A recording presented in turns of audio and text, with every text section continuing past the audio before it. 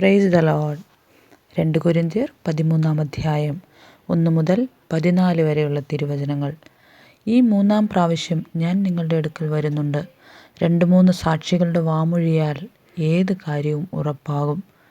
ഞാൻ 2-ാം പ്രാവശ്യം നിങ്ങളുടെ ഇടയിൽ ഇരുന്നപ്പോൾ ഞാൻ വീണ്ടും വന്നാൽ ക്ഷമിക്കയില്ല എന്ന് പറഞ്ഞതുപോലെ ഞാനിപ്പോൾ ദൂരത്തിരുന്നു കൊണ്ട് ആ പാപം ചെയ്തവരോടും മറ്റെല്ലാവരോടും മുൻകൂട്ടി പറയുന്നു, ക്രിസ്തു എന്നിൽ സംസാരിക്കുന്നു എന്നതിന് നിങ്ങൾ തുമ്പന്വേഷിക്കുന്നുവല്ലോ. അവൻ നിങ്ങളെ സംബന്ധിച്ച് ബലഹീനനല്ല, നിങ്ങളിൽ ശക്തൻ തന്നെ. ബലഹീനതയാൽ അവൻ ക്രൂശിക്കപ്പെട്ടിട്ടും ദൈവശക്തിയാൽ ജീവിക്കുന്നു. ഞങ്ങളും അവനിൽ ബലഹീനരെങ്കിലും അവനോട് കൂടെ ദൈവശക്തിയാൽ നിങ്ങൾക്ക് വേണ്ടി ജീവിക്കുന്നു. നിങ്ങൾ വിശ്വാസത്തിലിരിക്കുന്നുവോ എന്ന് നിങ്ങളെ തന്നെ പരീക്ഷിപ്പീൻ.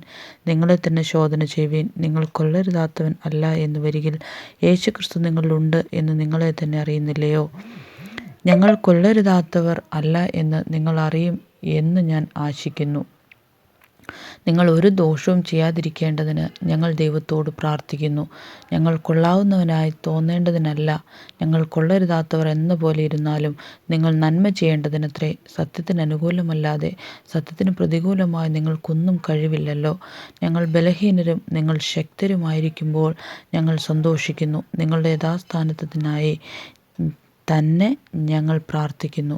അത് നിമിത്തം ഞാൻ വന്നെത്തിയാൽ ഇടിച്ചു കളവാനല്ല, പണിവാനത്രേ. കർത്താവ് തന്നെ അധികാരത്തിന് തക്കവണ്ണം ഖണ്ഡിതം പ്രയോഗിക്കാതിരിക്കേണ്ടതിന് ദൂരത്ത് നിന്ന് ഇത് എഴുതുന്നു.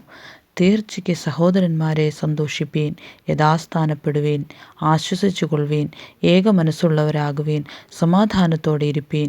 എന്നാൽ സ്നേഹത്തിൻ്റെയും സമാധാനത്തിൻ്റെ ദൈവം നിങ്ങളോടുകൂടെ ഇരിക്കും. വിശുദ്ധ ചുംബനം കൊണ്ട് അന്യോന്യം വന്ദനം ചെയ്യുവീൻ.